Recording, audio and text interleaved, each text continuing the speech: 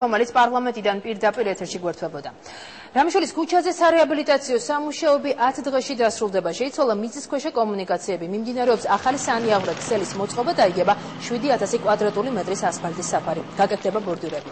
ქვის რეკონსტრუქციაზე დედაქალაქის მოსახლეობაა დასაქმებული. სამუშაოების დასრულების შემდეგ რამიშვილის ქუჩით ჩიქოვანის ქუჩა ჭავჭავაძის გამზირს დაუკავშირდება და არაყიშვილის ქუჩას შეუერთდება.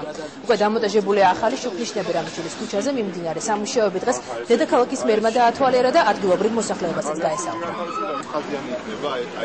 ჩვენ ყოველთვის ხაზს უსვამთ ინფრასტრუქტურით გაუმჯობესებით ქალაქს დარჩება ინფრასტრუქტურა და პარალელურად ამ თანხით იქმნება საკმაოდ ბევრი სამუშაო ადგილი.